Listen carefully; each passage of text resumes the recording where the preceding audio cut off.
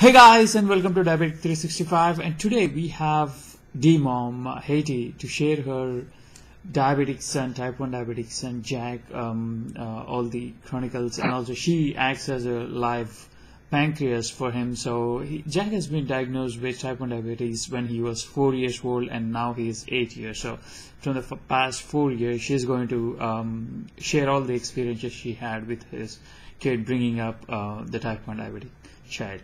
So, getting started, Haiti, first, can you please, if you have remembered the story when he was diagnosed the day, can you remember how was it like, and what did the doctor tell you, and was it a shock for you, something?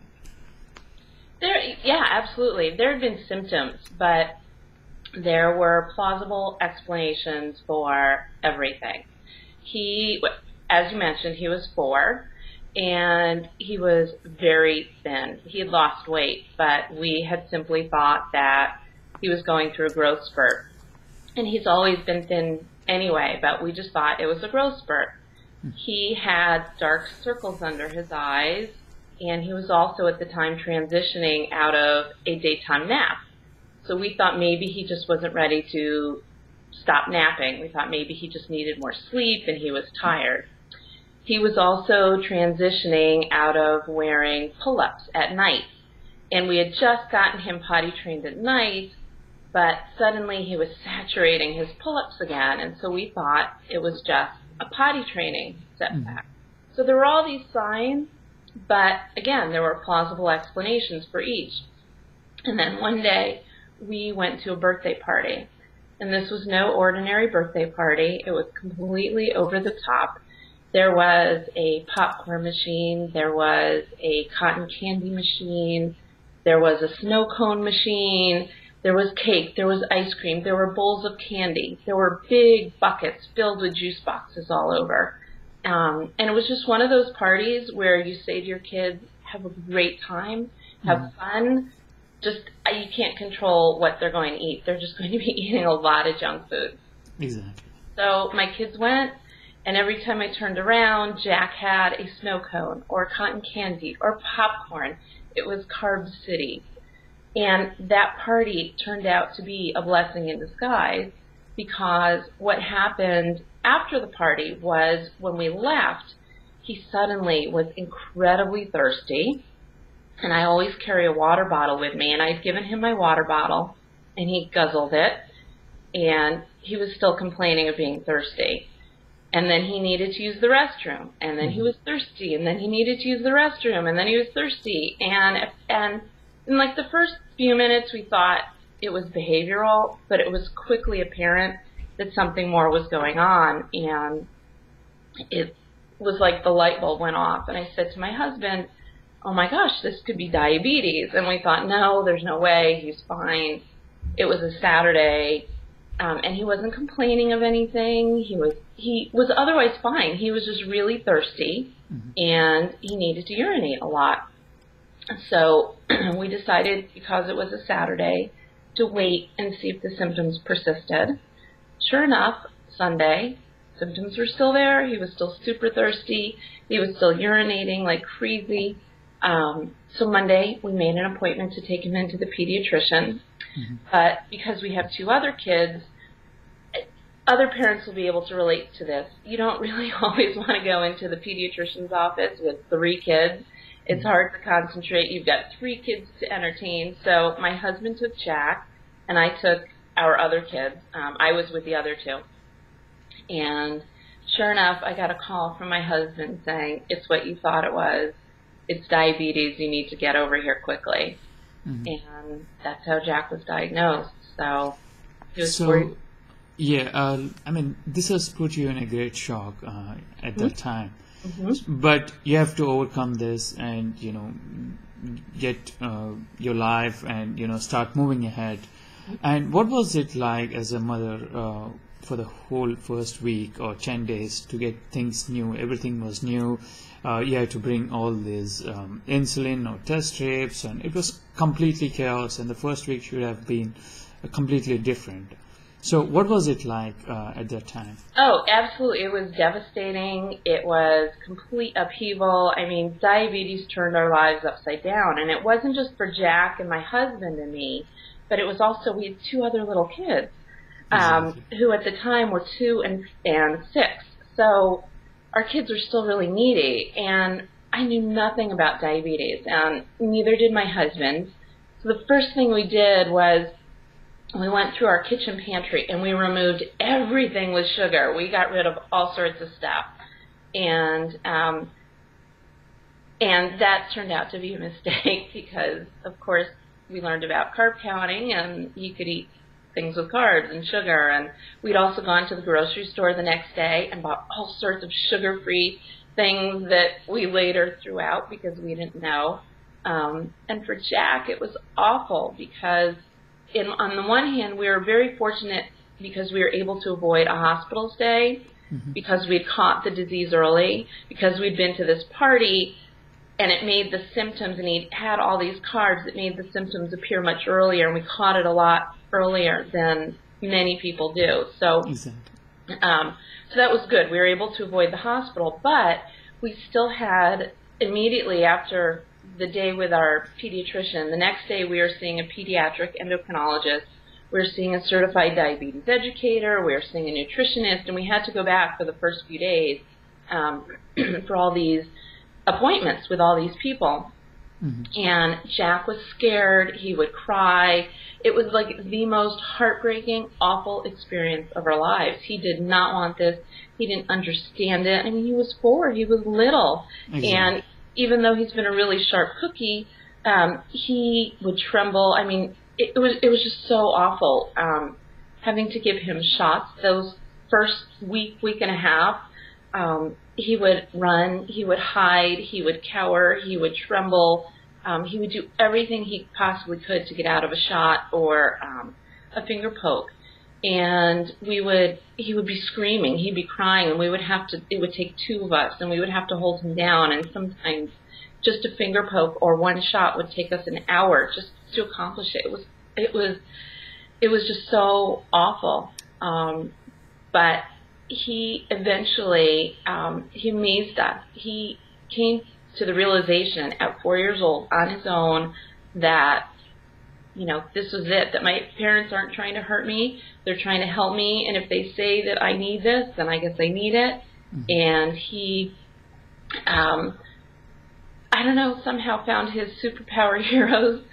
He was really into superpowers or superheroes at the time. And he found his bravery, and he was like, okay, you can do it. And from then on, that was probably about a week and a half into it. He was still very nervous, and he would tense up, but it wouldn't take us an hour. He'd be like, okay, you can test my blood. Okay, you can give me a shot now. And so because he was so incredible with it, it made our jobs a lot easier. But it took me a whole week before I could even get the courage to give him a shot or do a finger poke. My husband would do it because I couldn't handle it. It was awful. Yeah, I know this is kind of an emotional thing when I talk to mothers with type 1 or diabetic kids. So it took a while for Jack to come to the stage where he needed to take insulin shots, test his blood sugars. So transforming is kind of very difficult that first 10 days. So how about you? You have other 2 kids, and now you have to educate them in such a way that he is not offended. So how did you transform yourself and also your family and also other 2 kids on educating them and bringing together that this is something not Jack has got it, like it's just a part of his life from now on. So how did you transform your whole family from then on? Well, first of all, it was lots of talking.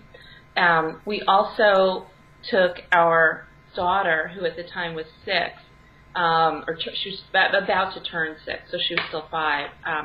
We took her and Jack to see a child life specialist at the hospital, and that really helped to talk through feelings, to have a specialist who was able to kind of guide discussions with us when my husband and I were sort of at a loss as to what else to say. how else to present the material, how else to explain what was going on and how it was affecting the whole family. And then our youngest at the time, he was just too young. He was at 2, he had just turned 2, and he was just too little. So with him, it's been more almost always part of his life now. He doesn't remember a time before diabetes. And so there wasn't too much we had to do with him except just continue to love him and just very basic, Jack now has diabetes and that kind of thing. But with our daughter, it was because she was older and she knew what was going on. She was also terrified. She was so scared that she would get diabetes and that she would now need to get insulin injections and have to have her blood sugar tested, and that made her very nervous. She started having issues in school where she would suddenly start having accidents in school, or she would have trouble sleeping at night or going to sleep because she was scared. So we got through it with a lot of talking and listening to the kids and just trying to really be sensitive to their needs and trying to help them as much as we could, and at the same time trying to be strong for them and trying to shoulder as much of the burden as we possibly could.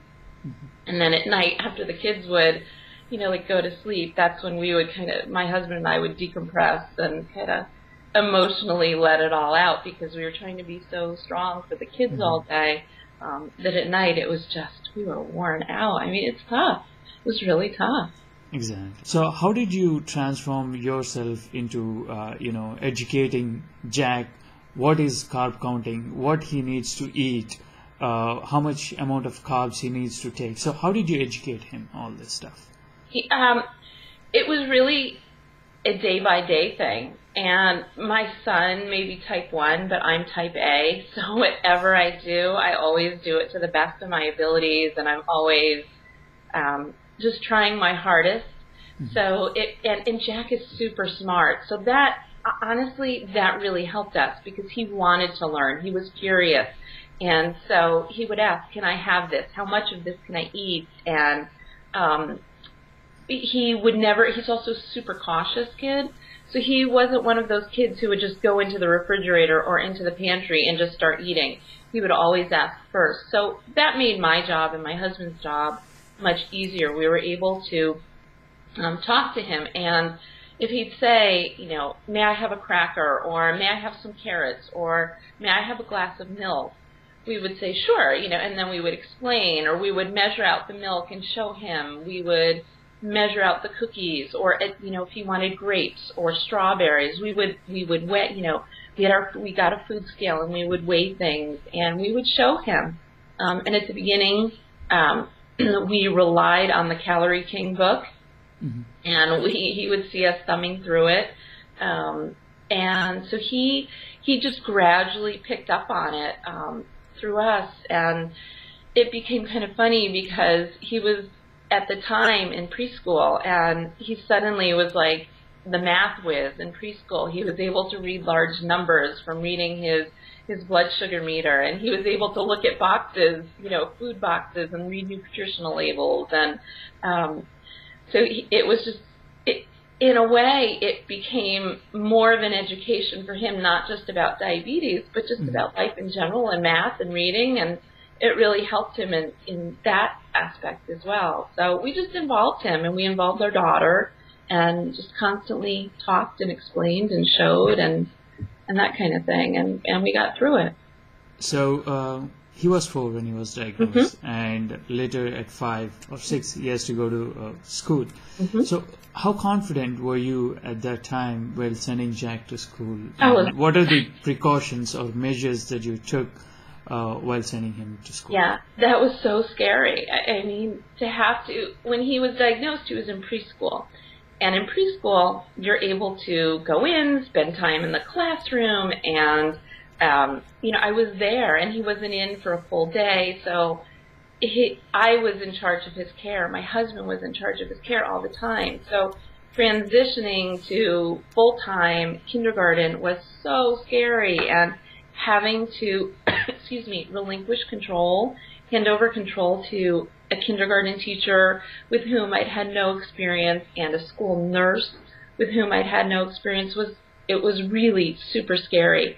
But one of those things that we had to do. And so we prepared by starting, school starts here where we live in August. So at the end of the school year before, in April, we started meeting with the teacher and with the nurse. And I started combing the internet for 504 plans and reading them. And I'm an editor and a writer by trade. So I just started pouring through them and pulling bits and pieces from this and that and compiling them into what I thought was a really comprehensive 504. And I thought I'd covered all my bases and presented it to, we had to present it to the assistant principal of the school. And what happened was the assistant principal and the nurse took one look at this 504 plan that was several pages long, and they tossed it out the window because they just saw like the legal issues. If we don't do this, then they could sue us, and if we don't do that, then they could sue us. And we didn't want to sue anybody. That wasn't our intent. We just wanted Jack to be safe.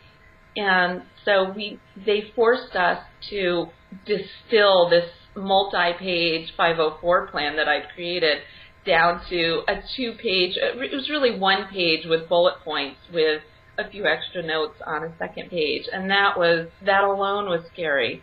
But what I came to realize was that the school nurse was incredible. And his teacher was just this warm, wonderful, caring woman. And I realized that as long as I had a really good rapport with the teacher and with the nurse, we would be okay. And so that's what we did, was we bonded very quickly. I got to know them very quickly. And I've done that every year since. We have maintained communication. And this is at a school where parents aren't allowed to go into the classrooms very often. They have very little parental involvement. And so it was essential for me, since I couldn't be in the classroom with Jack and literally overseeing his care, that I needed to have really good communication. And I stressed, and I still do this to this day with the nurse, and although the nurse knows by now, but with each new teacher, call me at any time for any reason. I would much rather have you call me. You are never bothering me. I'd much rather have you call me than guessing and making a mistake or wondering what to do. And my husband also makes himself equally as accessible. So that has really helped us. But it was super scary. I mean, to hand over the care of something so serious, awful. But you do what you have to do. So the next question is, what are some of the very good resources that you found offline or online for Jack?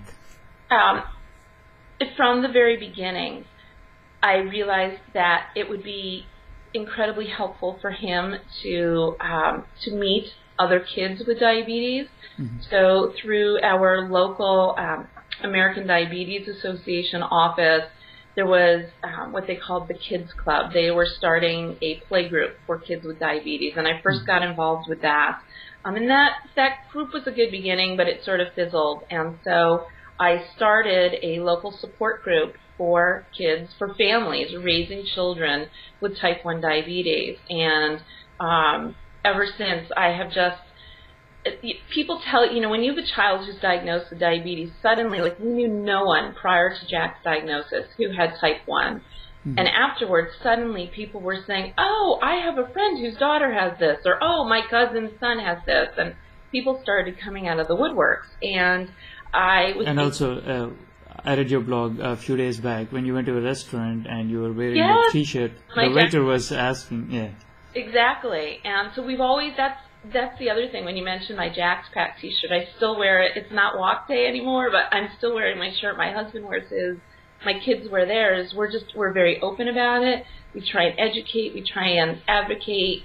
And we also, with Jack, we've always felt that the more people knew, the easier it would be on him, because the less of a big deal it would be. I mean, it's still something very serious to take care of, but it wasn't people talking behind his back or anything, and it would just become one facet of his life. He's Jack.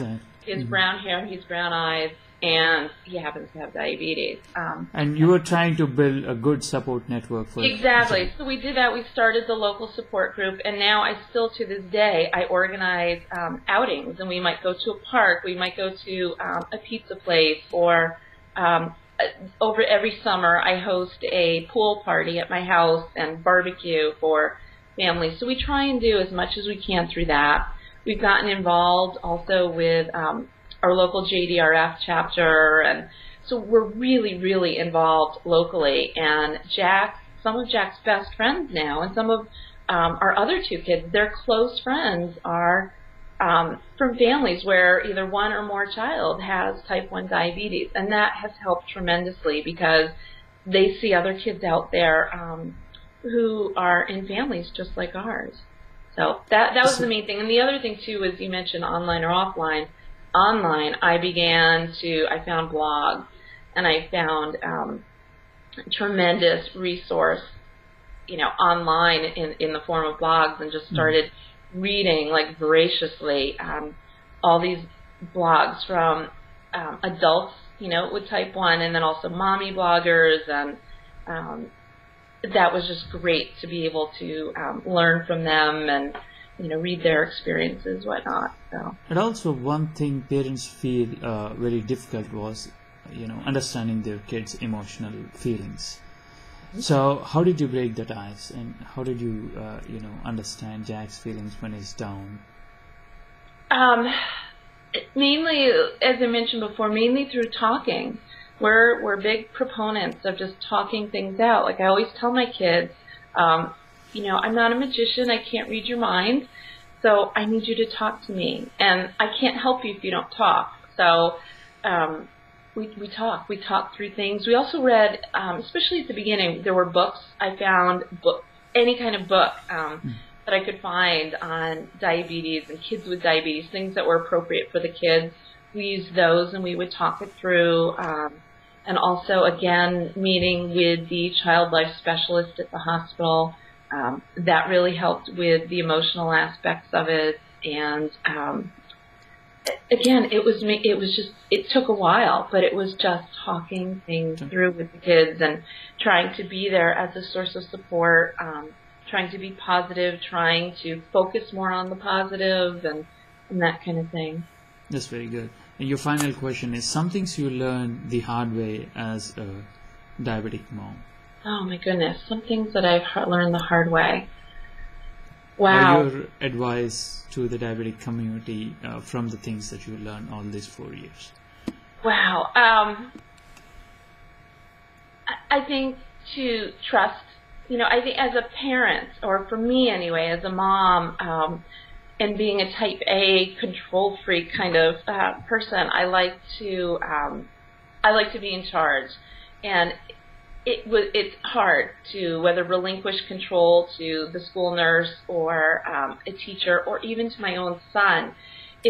I think the thing that's been hardest for me is to trust and to give up that control and to trust Jack. And I mean, he's still young. I mean, he's still only 8, but we have come to trust that he knows his body, and he can sense lows. He feels them, and so that's been really good. But to trust that he knows what to do, and so to be able to let him, for instance, go ride his bicycle through the neighborhood, that was so hard to just let him take off on his bike. And at first it was like baby steps, letting him go off and then go around the block and then come back and check in with me. And then we let him go further. But just to trust that he knows what he's doing and that he's okay, that to me has been, I think, the hardest. It's been super scary to let go. And it's like I always joke with him, you might be 8, but you're still my baby. Or, you're going to be 25 and you're still going to be my baby. Exactly. That's been what's hard for me is the letting go. So. And thank you so much, Katie, for stepping forward and sharing your thoughts to the community. And this means a lot to the community. Thank you so much, and you have a nice day. Thank you so much. Take care. Take care. Bye.